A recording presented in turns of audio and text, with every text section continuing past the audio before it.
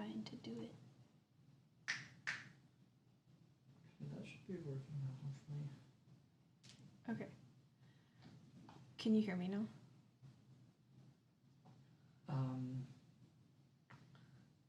My output stuff isn't working properly, but the audio should be good. Okay. Do you want me to check on my phone?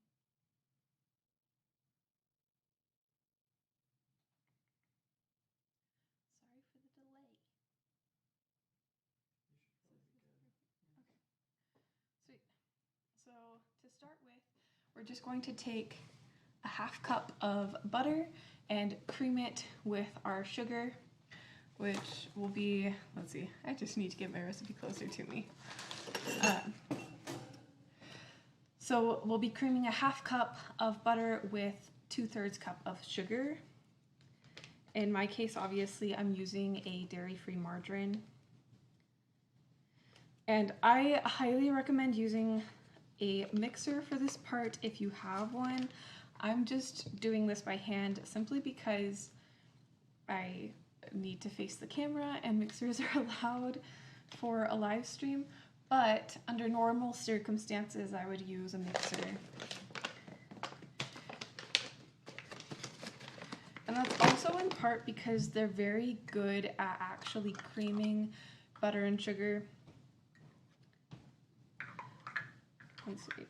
Because essentially what you want to happen when you're creaming is that the sugar crystals are going to be forming air pockets in your butter.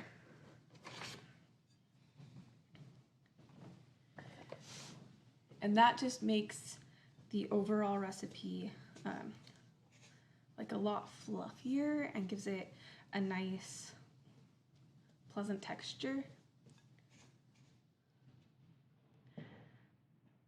So I'm going to be having to work this for a while, but if you do have a mixer and you're doing this with me, go ahead and use it.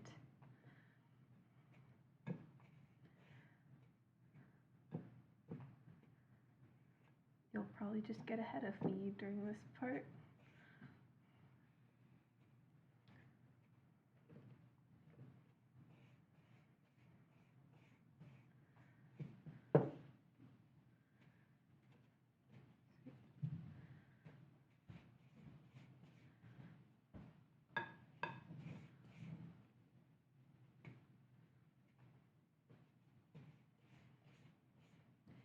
And if any of you are joining and not baking along with me, go ahead and ask any questions that you may have just about your baking needs or the channel, anything that comes to mind in the chat, and I will try to answer those as we go.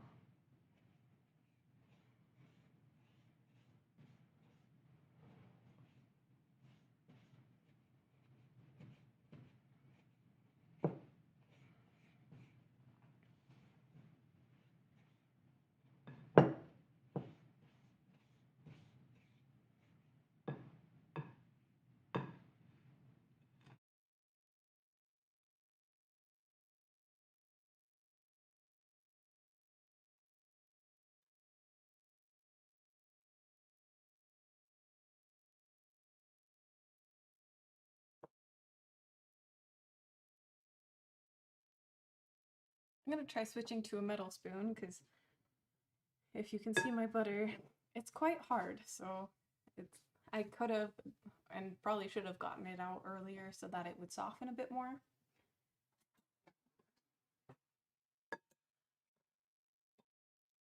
And this will help me, hopefully, to mash it a bit more.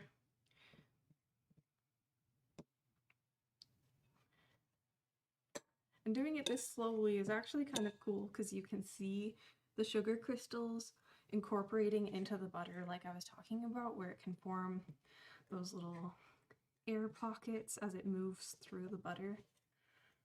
Yeah, no, that is working much more nicely. If you can see that, the butter is spreading a lot more smoothly. Again, if you have access to a mixer though, I highly recommend using that instead because it is just so much more convenient.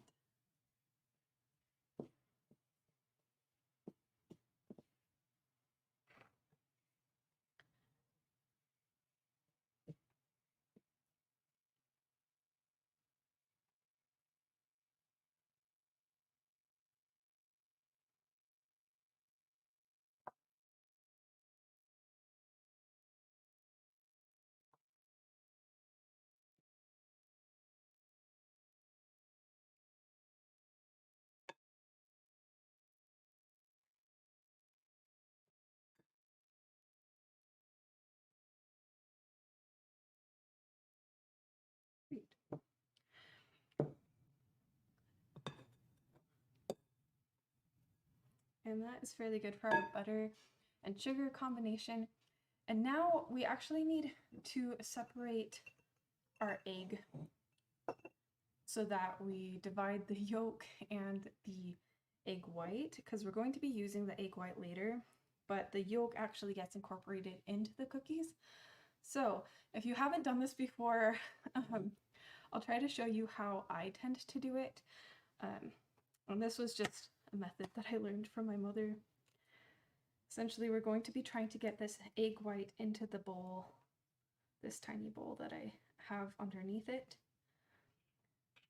And to do that, we're actually going to be using the eggshell itself. And we just sort of slide the egg yolk from one end of the egg shell to the other.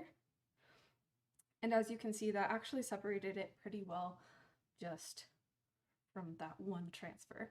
So you can go ahead and add your egg yolk to the sugar and butter, and then you can just put your egg white to the side, and we're good.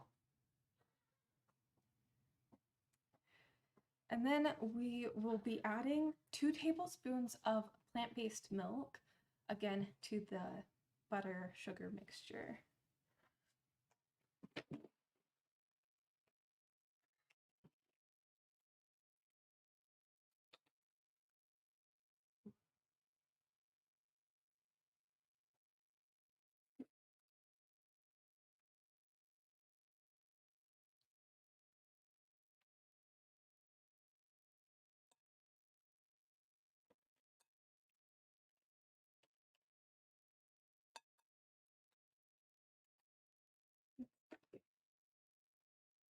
And then a teaspoon of vanilla.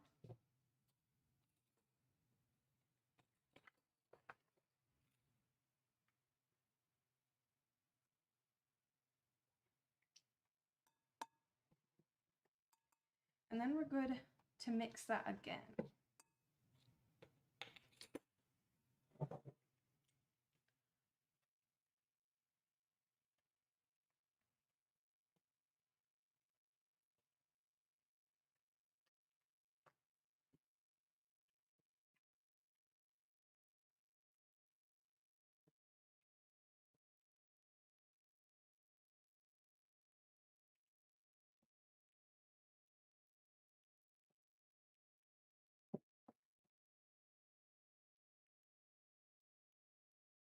Beautiful. And then as soon as that's all incorporated, I'm going to actually get out a separate bowl so we can mix our dry ingredients together before adding them.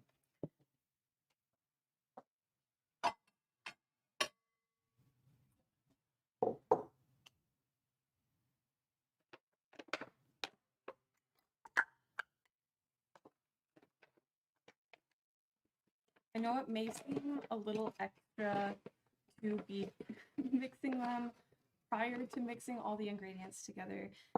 And honestly, when I'm baking just for myself, I don't always or often do that, unless it does seem like a recipe that it's going to make a big difference in.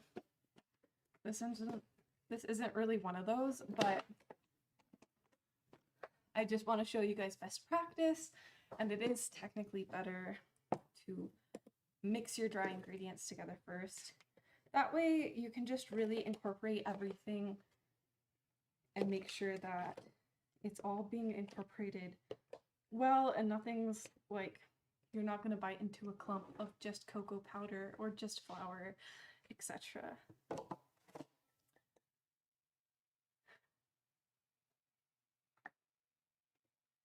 Oh yeah, totally forgot to tell you what I'm actually adding to this bowl.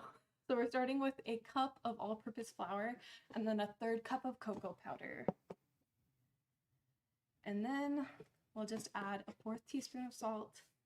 And if you were around, for the turnovers, you know I like to eyeball my salt. So not best practice technically, but whatever. You can only ask a girl to change so much at once, right? And here, especially if you live in like a humid climate, if you do have flour that tends to clump, this is going to help make sure that you take care of that before adding it to your wet ingredients. I'm currently in a drier climate, so it's not that big a deal, but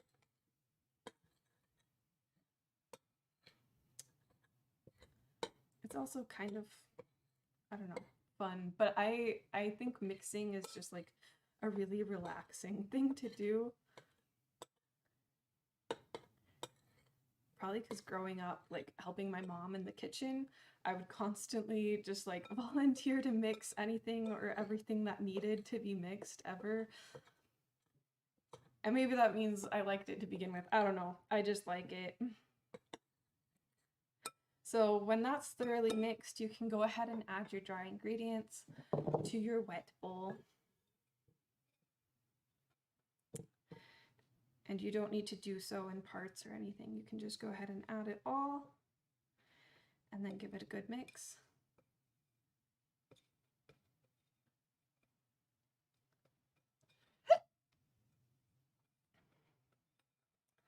So this isn't like when we do our gluten-free things, unless of course you're making it gluten-free, in which case mix to your heart's content.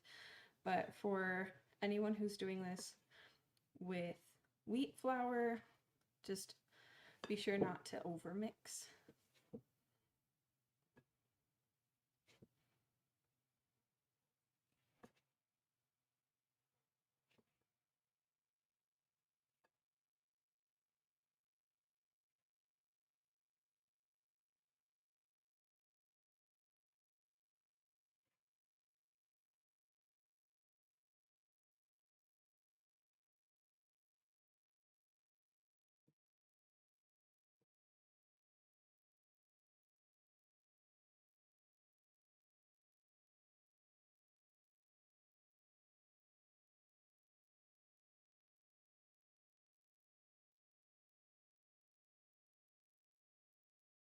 Sweet, and I officially have a view of the chat.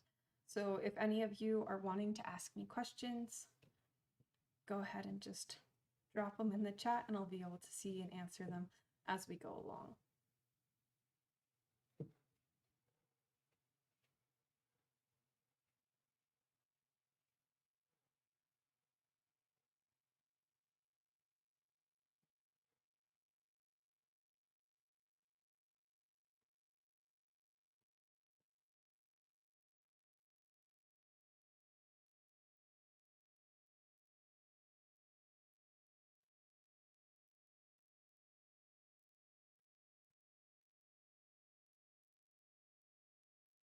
Also, this is something that I don't think I had in the description, but if you do have recipes that you would like us to feature in the future, please go ahead and drop them in a comment below, or just, you can even email us with them. Like, I would love to feature anything that you're missing that you would like to have back into your diet,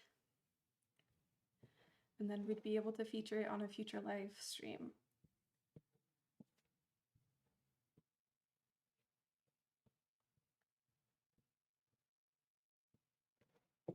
And we've already actually got our next one up as well, scheduled for 2 weeks from today. So hopefully Tuesdays are a good day, but if not, please also let us know that, because we are still in a very flexible stage right now.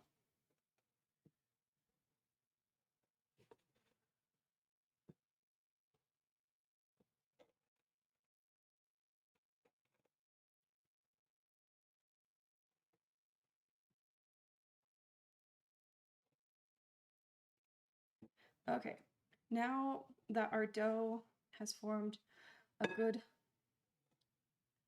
cookie dough, I think it's a good time to preheat the oven. I know a lot of recipes say to preheat the oven like way before I'm actually ready to, and I don't know if I'm just a slow baker or what, but yeah, I'm gonna bake or I'm gonna preheat the oven now, which you can set your oven to 350 for this.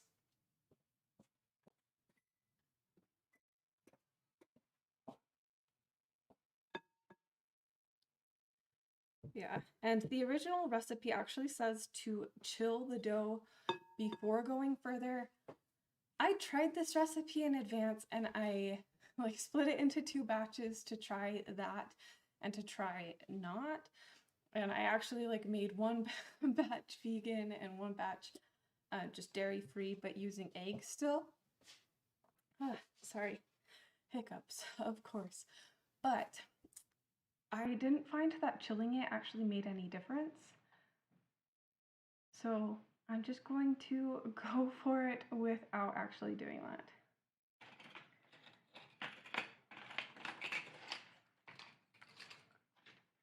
So to start, I actually like to use my tablespoon to make the balls. That way they're about equal size. Oops. Sorry for that clatter. That way they're about equal size. And I think it's just a good cookie size.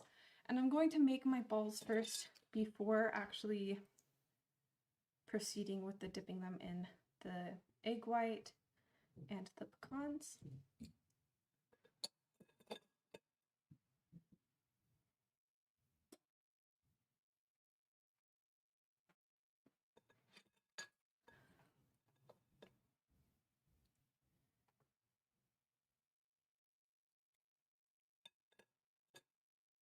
And if you're wanting to make these, but you have to accommodate a nut allergy, I'd recommend using coconut instead of pecans, just because I feel like the toasted coconut would still give a good kind of crunchy outside to these cookies, and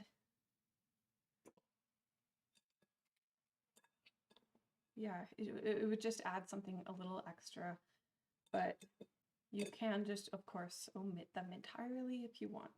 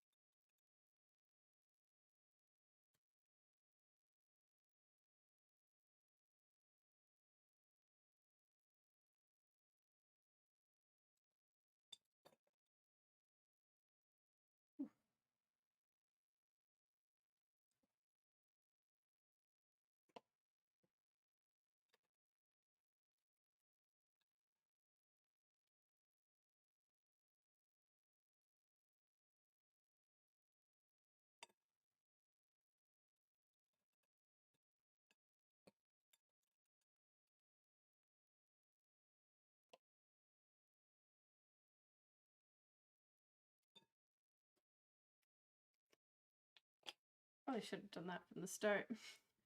That way it doesn't clang up against the bowl every time, but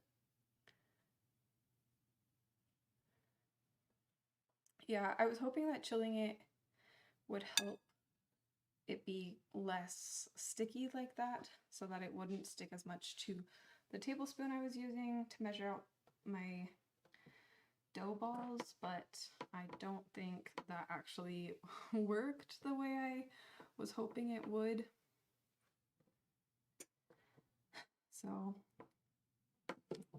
yeah, I don't know. If you want to be extra, you can chill it, but I don't think it made a big enough difference. And these cookies already kind of feel a little extra to begin with.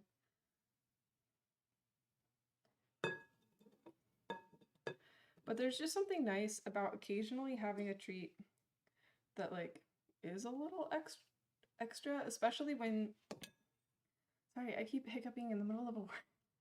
But there's something nice about having a treat that's just a little extra, especially when you have to follow an alternate diet, because you don't come by those things very often. And especially if you're used to occasionally having those treats, like obviously it's probably never been an everyday thing, but it is just nice to not like make yourself feel restricted in your alternate diet, but to like actually seek out occasionally having those things, even if you don't come by it easily.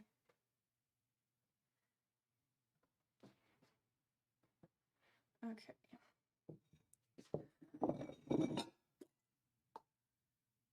Well, I'm just gonna move this here and try to fit all of these onto one pan because they're so close to fitting that I'd rather just fit them all. Okay, sweet.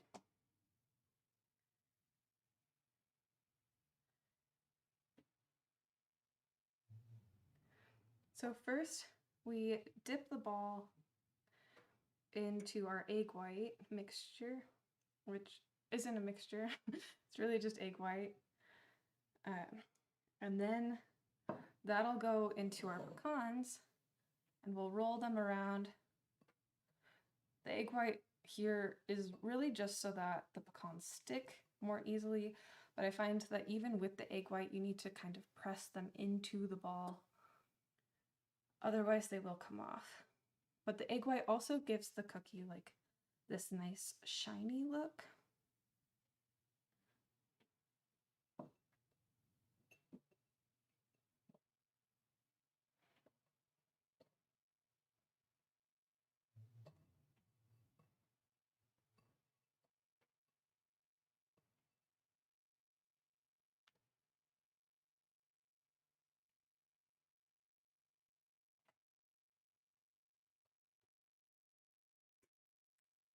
And this is one of those things that just takes a little time. So it's a good chat opportunity if you have something you want to throw in there.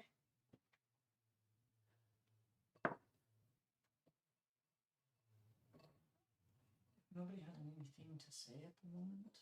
It might be good to re-explain the challenge because with the audio issues, I don't know if that all got on. Fair enough. So just to recap the challenge details, since I know our audio wasn't working when I was actually going through all of that, apparently all those details you'll be able to find in the description below for this video. But basically, I'm following... Our oven's ready. Basically, I'm following a recipe that I have linked in the description, except I'm modifying it so that it's dairy-free. And essentially, all of our live streams are supposed to be opportunities where we can bake together and anyone with an alternate diet can ask me questions about how to bake for their particular needs. And the challenge portion is essentially that no matter what modification you need to follow for the recipe, you can just tag me in an Instagram post with a picture of your finished product, and like typically within a week of when we do the live stream. And if you do that, I'll be able to vote on a winner to then shout out in our next live stream.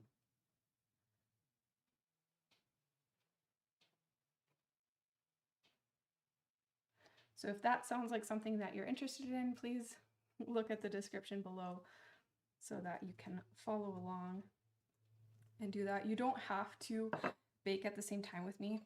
So if you were totally caught off guard today and didn't have all the things that you needed for this, that is no problem. You can just go ahead and do it later and just watch this again for my instructions or like my tips for alternate diets as we're going, and then just tag me later, and that's also perfectly acceptable.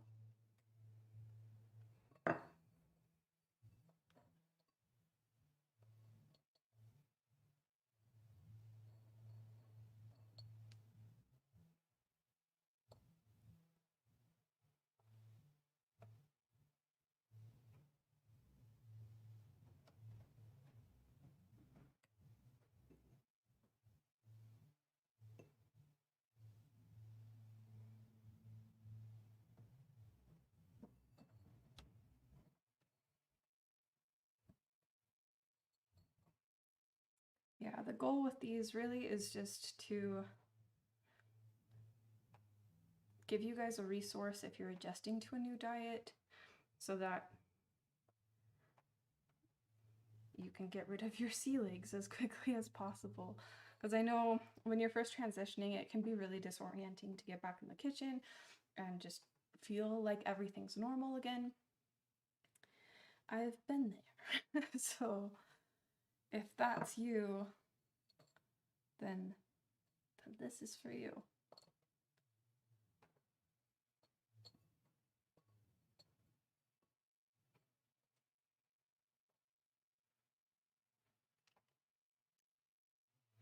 And honestly, even for people who don't follow an alternate diet, but maybe have a hard time treating themselves, this is kind of my time where I'm like, this treat sounds good. I'd like to see if I can make that. It's just also good to occasionally indulge yourself in something nice just because it's nice.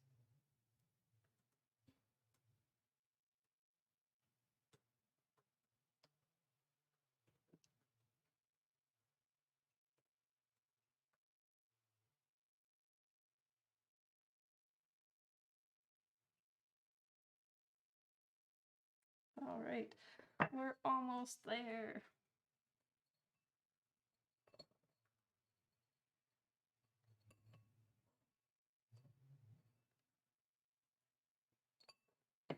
And we almost used our full cup of pecans.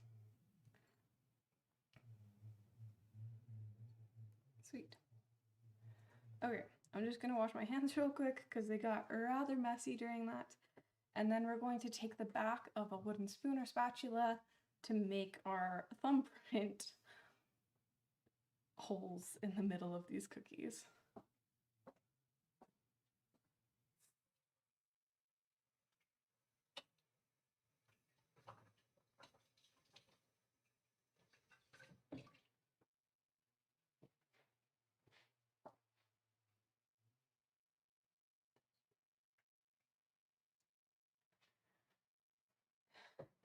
Okay, so I'm just going to use the bottom of my spatula spoon.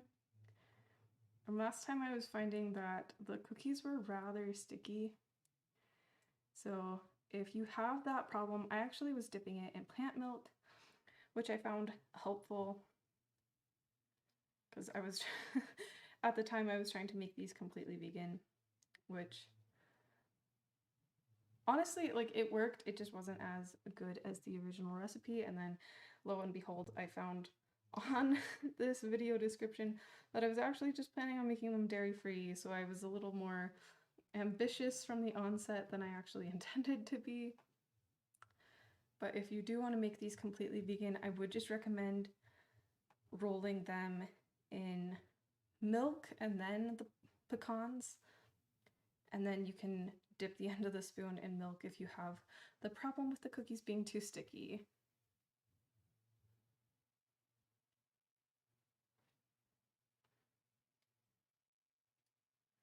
But it also helps if there are pecans like right under where you're trying to make your little crater,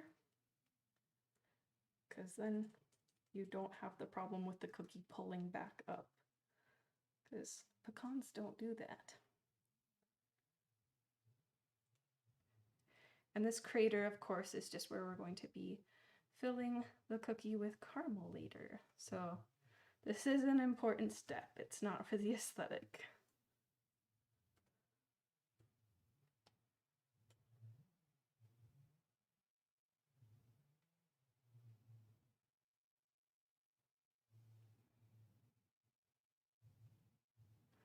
Beautiful. Okay, perfect. Now we have all our little craters, and these are going to go into the oven for 10 to 12 minutes. We'll see how they are after 10.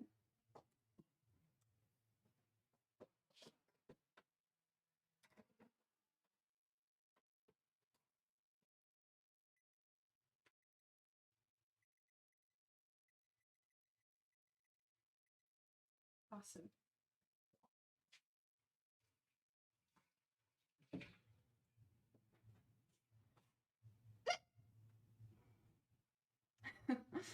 Okay, and now we can get our saucepan and transition to making our caramel sauce that will go in the little craters we just made in our cookies.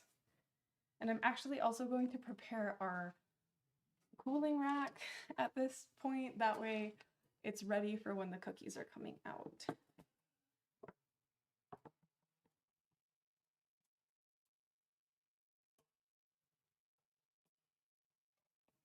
I feel like I'm doing this backwards because I've never done it from the table.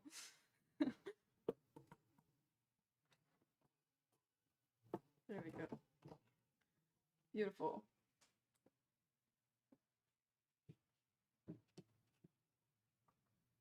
Okay. I'm gonna need my salt and my vanilla for this. You're also gonna need brown sugar and coconut cream.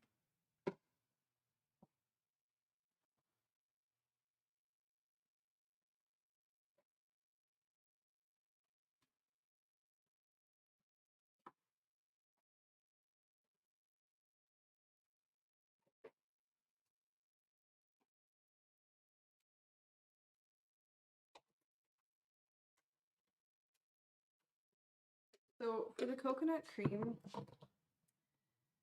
basically I just take a can of coconut milk and then I put it in the fridge in advance so that the cream and the water can separate, and then your cream is on top because less dense. So then you can just scoop off that cream, which is just really convenient for recipes that call for coconut cream. Oh, whoa. There we go. Yeah. Right at the top.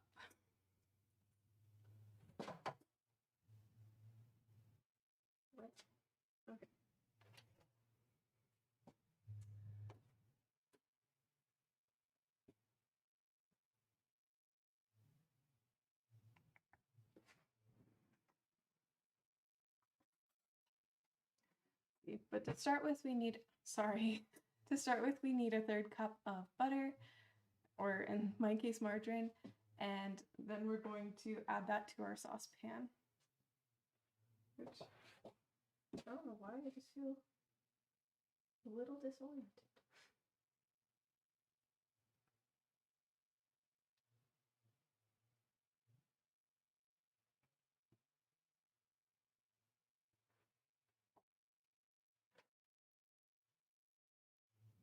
This looks different too. We were noticing that the margarine we tend to use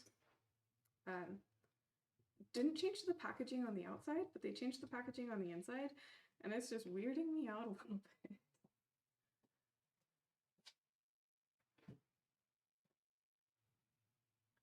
Okay. So a 1/3 cup butter and then a 1/3 cup brown sugar packed can also go straight into your saucepan.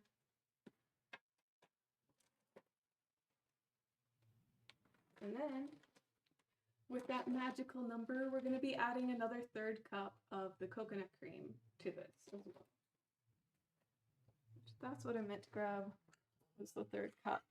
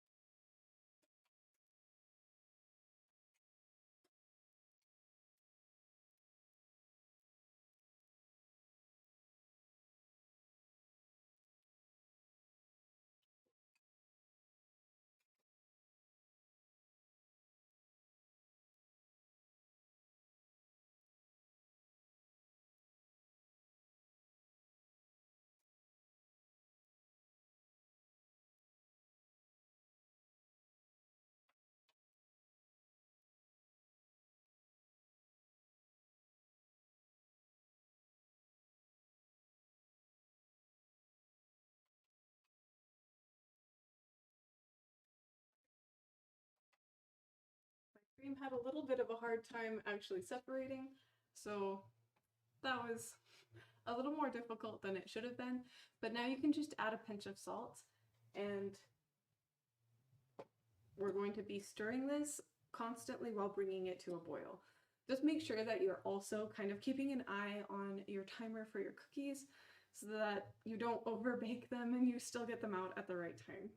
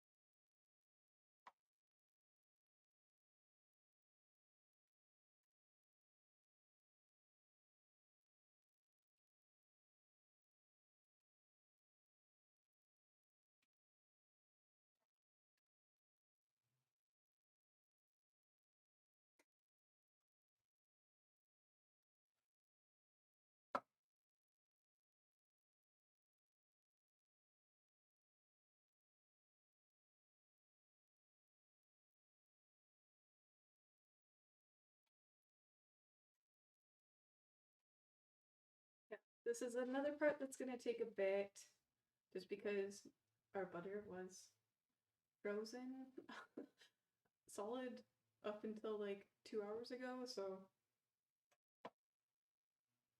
yeah, it is melting just fine, but if you have any questions, this is another great time to ask them.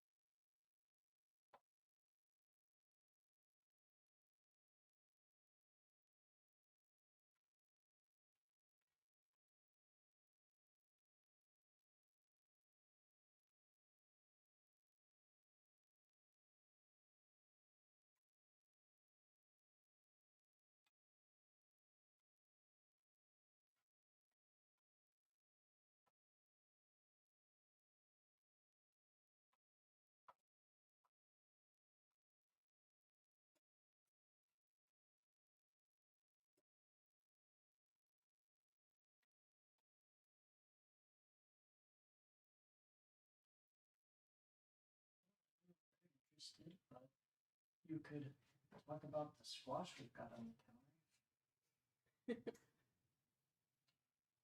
Is that in the picture? Oh yeah, sporting our vegetable gardens on the counter.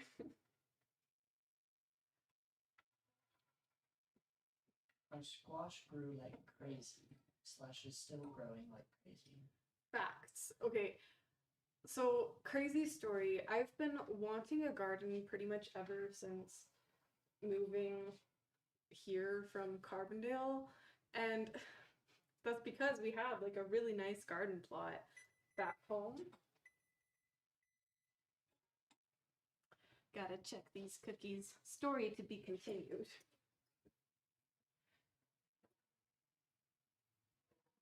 Okay. I'm gonna turn these off, but leave them in for another minute. Okay, basically, we had a really nice garden plot back home, and we just always grew a vegetable garden. It was really nice because I got addicted to things like fresh cucumber and tomato sandwiches that were just amazing because it was fresh cucumbers and tomatoes. And also those just seemed to be like the best produce that we ended up growing back home. Or at least they were the most memorable to me. But anyway, it's been like, what, 5, 6 years since I moved and haven't had a vegetable garden. So I've just, every summer, without a doubt, just like really missing all this fresh produce that we used to get back home. And lo and behold, through a friend of a friend, we were able to actually use someone else's garden plot that they weren't planning on using this year. So we've got squash and cucumber and sugar snap peas. Okay, this is starting to come to a boil. So we need to turn the temperature down just a little bit because we need to get our cookies out. Yeah, those are good. All right.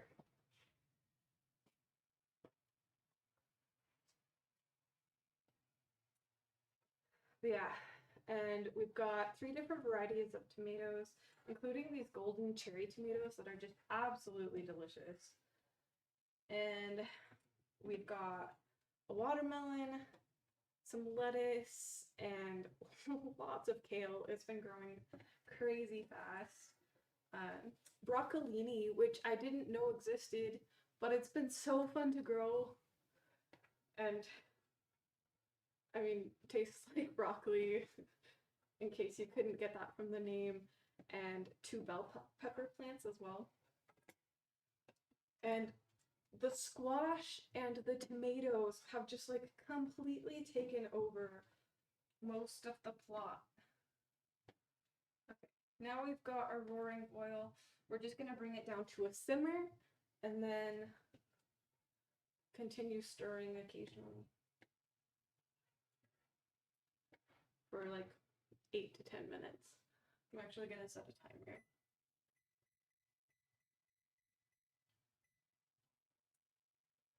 But yeah, the squash especially just really started taking over in a way that we were really afraid our sugar snap peas would be no longer. And honestly, I was concerned we were just gonna get so much squash, like we would have no idea what to do with it, aside from like gifting it to all of our friends and then some. Like we were just gonna have an overabundance of squash. And then just a few weeks later, our tomato plants are doing the same thing, where they're like, give me the whole garden space. I deserve it. And I'm like, okay, that's actually maybe true for the tomatoes. I really like the tomatoes, especially the cherry tomatoes. Squash, I'm like, like, I can occasionally use a squash. I just have never really gotten into using squash beyond like putting them in some stir fries and stuff. Maybe having an occasional spaghetti from spaghetti squash, but as you can see, we've already brought 2 home, so I'm gonna have to figure out something to do with all this spaghetti squash we are going to inevitably need to eat. So if you guys have any good squash recipes, also feel free to send them my way.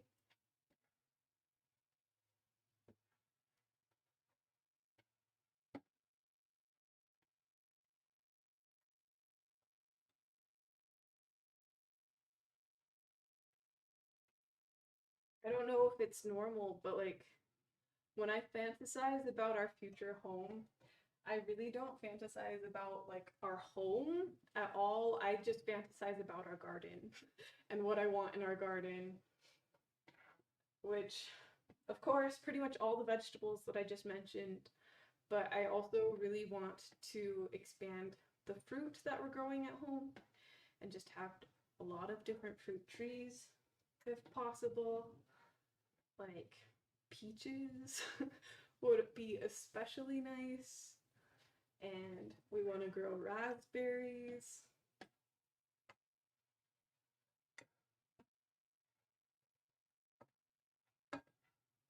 Honestly, I don't think I'm really opposed to like any fruit we could actually grow.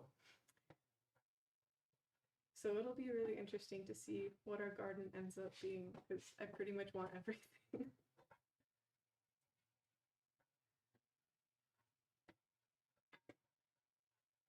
which also just seems practical and cheap to me, just saying, because of how much produce I eat. I've been told I eat like a horse because of how much produce I eat, particularly vegetables.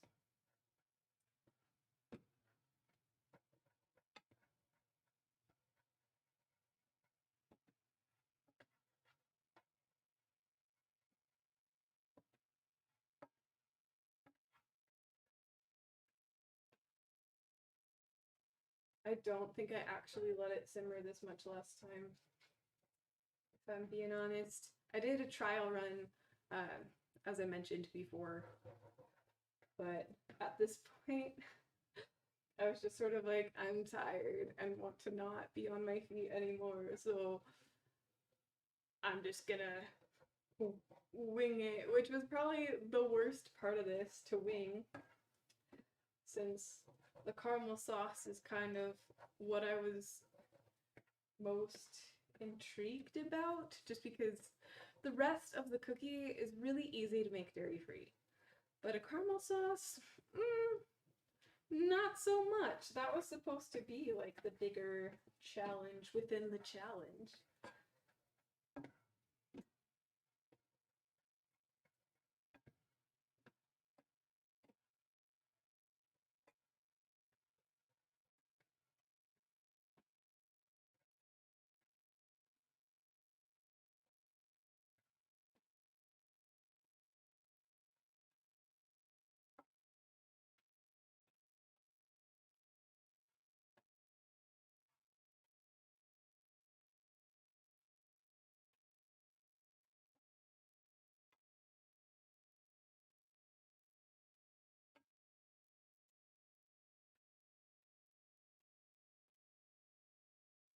On the bright side, though, this does give our cookies plenty of time to cool while we're making the sauce that will go inside of them.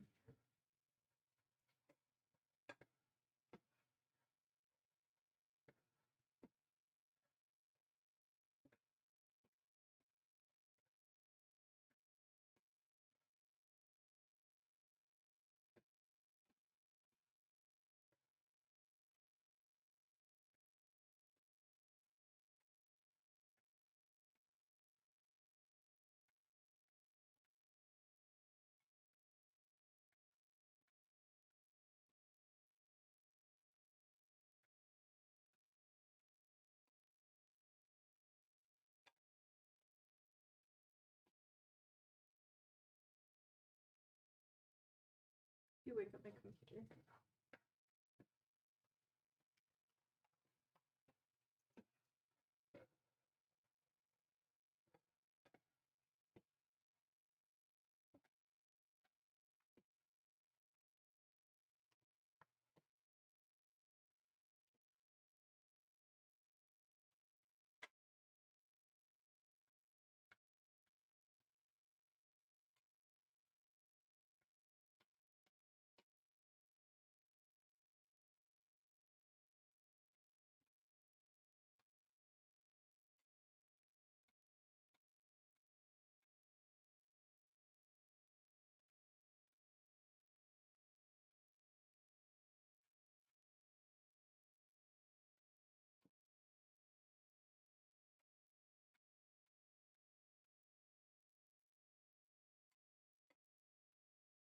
This sauce is looking beautiful.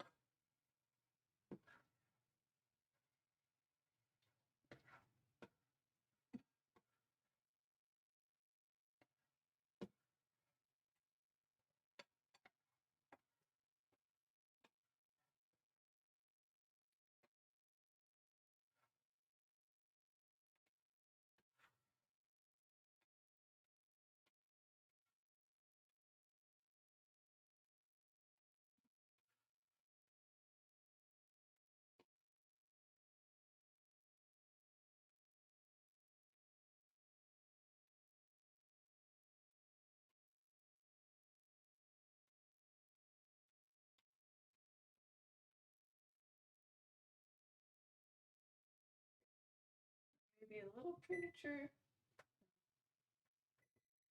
but I'm gonna go ahead and done just because of how thick mine has gotten already.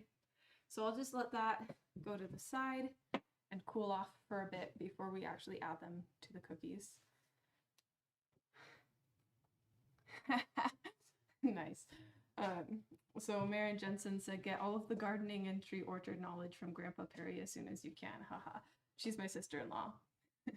And that's her grandpa. Fair enough. He does seem quite knowledgeable about those things. Okay. I'm actually going to collapse this. That way it can improve your view of what I'm doing in the next few steps.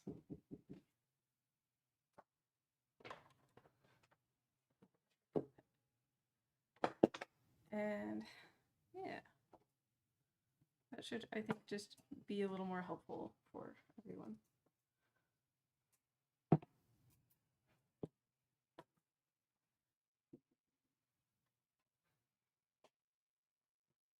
All right. So at this point, really the next thing we need to do is just add the caramel to the cookies, which it doesn't matter if the cookies are cooled yet or that the caramel's cooled yet, because they can cool together and that's not a big deal. But I'll just, sorry, our neighbor's knocking on our door, so we're just gonna answer that for a second here. But at this point, you can get out a trivet or something to put your caramel sauce closer to your cookies, and that will just make it easier to transfer, because obviously hot caramel you don't want to spill on yourself or really anything.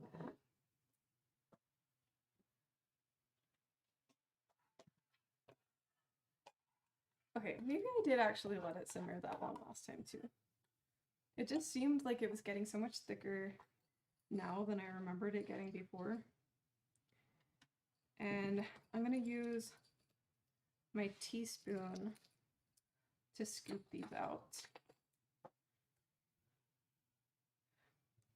That way it's just a very controlled amount, because you don't want to go overboard and have caramel spillage, which I feel like I already came close to doing.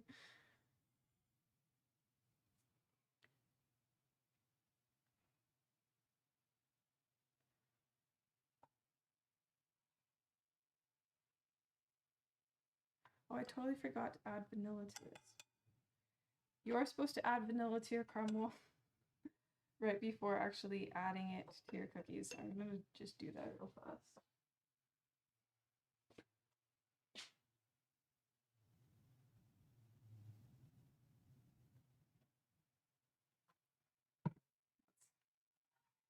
About a half teaspoon there.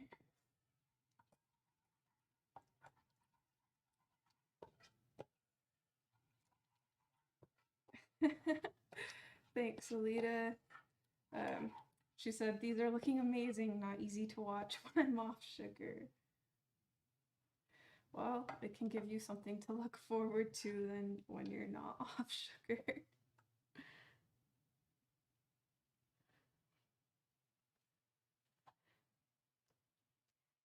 Next stream should be sugar-free though, right? Yes and no.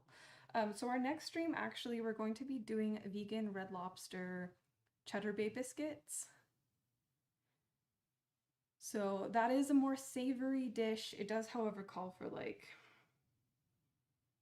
I think a tablespoon and a half or something of sugar.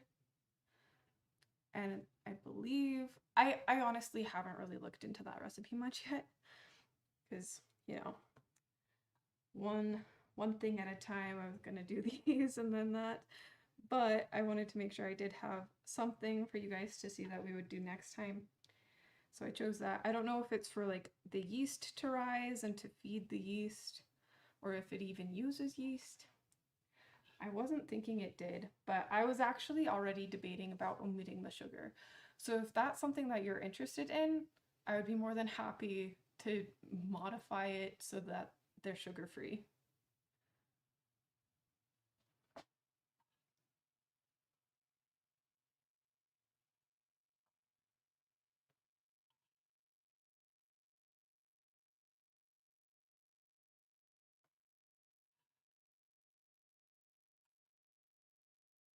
Honestly, just a great thing about these cookies is like how extra it makes me feel in making them when they're honestly really easy.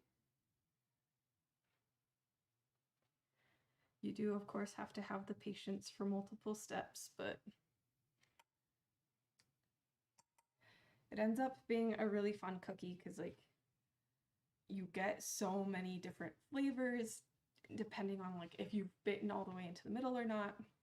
And it's just kind of a fun experience all around because you've got, like, the crunchy and, like, the soft, fluffy cookie, and then, like, a nice creamy caramel in the middle, which just, like, really balances it very well. And now for our final part, because as I said, these cookies are a little extra. We get to melt our chocolate to then drizzle onto the top, which I didn't actually do in our trial run. So this will be my first time doing that. And I'm going to go ahead here and say, I'm just going to use probably bad protocol on this and try microwaving our chocolate as opposed to doing like a stovetop process, but it should work. So I'm just gonna melt it. I don't know how long it's gonna take because I haven't done it before with this Belgian chocolate, but we'll see. Well,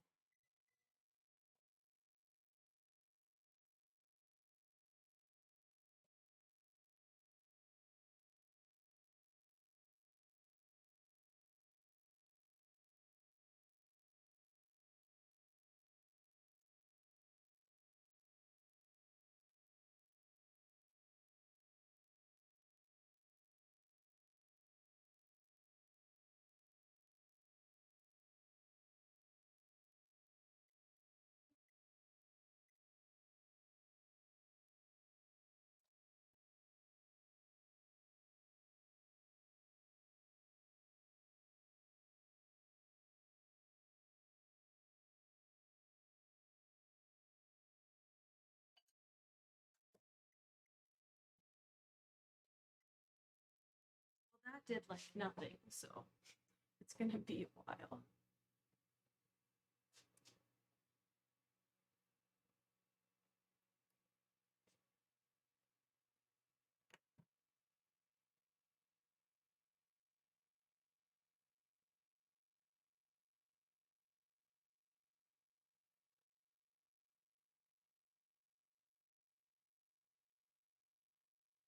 I don't know if it's because like I like to be doing something actively or what, but whenever the microwave's going and I don't know, like I don't have something else to actively be doing, I feel like I have to dance. Let me know if that's just me.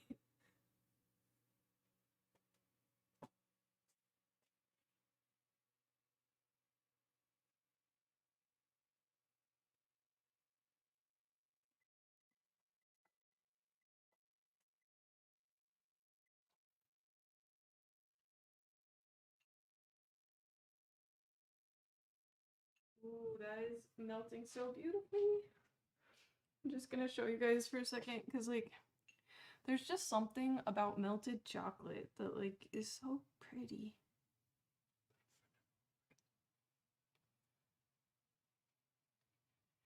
Maybe it's because my mom used to make homemade chocolates growing up. I don't know, but there's just something about it that is really, I don't know, I like it.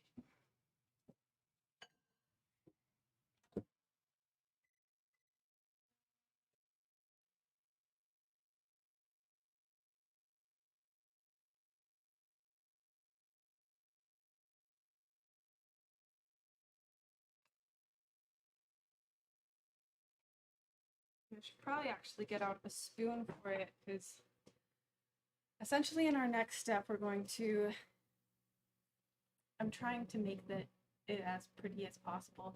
I could potentially drizzle it with a knife, but I don't think our chocolate's going to be runny enough for that.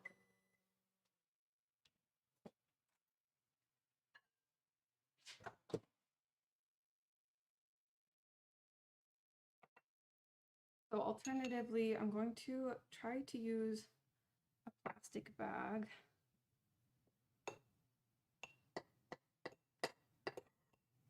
I don't know. I might try the knife first and see what works. Or even maybe a spoon.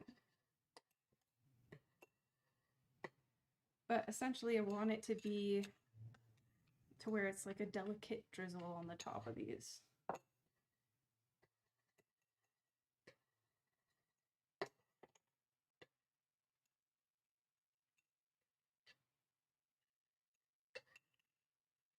Yeah, I think I will try just with the spoon first, try my luck.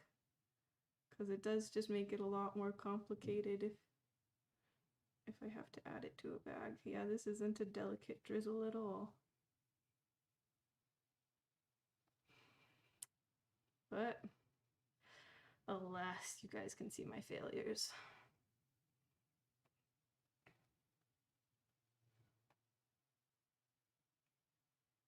Oh well, okay. Should I try the knife? I'm like, I don't know. I'm tempted to try everything until I know I have to like do it a certain way. Like, I want to know if any other methods will work.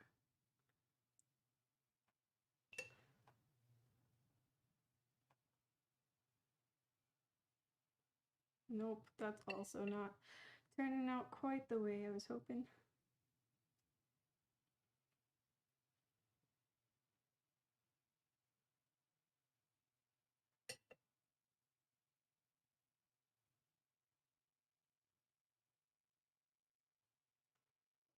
Yeah, that was a lovely blob of chocolate on that one.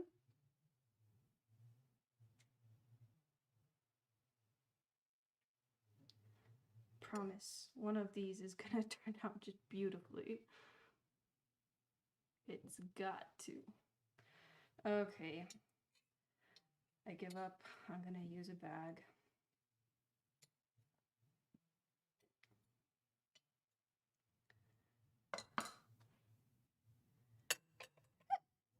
Which is more technique that I would use for like frosting. But it should equally work in a case like this too.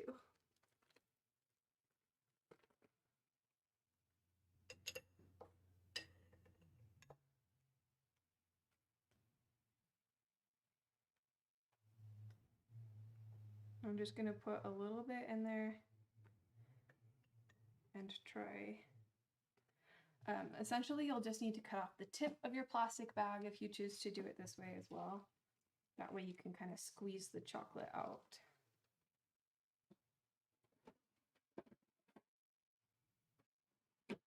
In this case, I'm gonna try to do like a super, super tiny cut.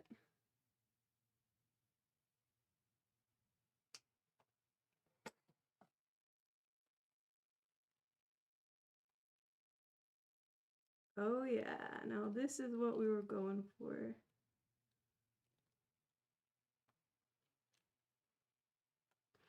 That looks perfect. So we have found the method.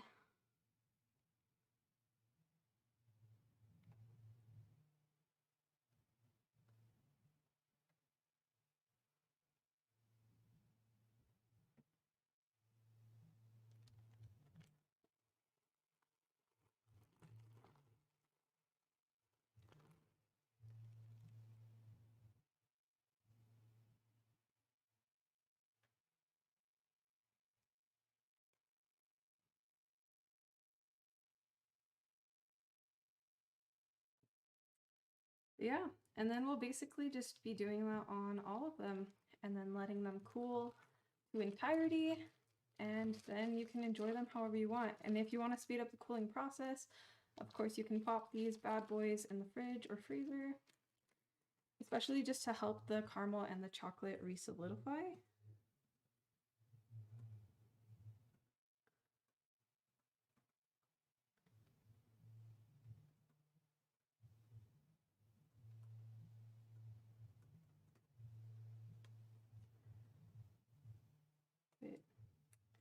yeah, so please let me know if you have any last minute questions because we are coming to the end of this live stream.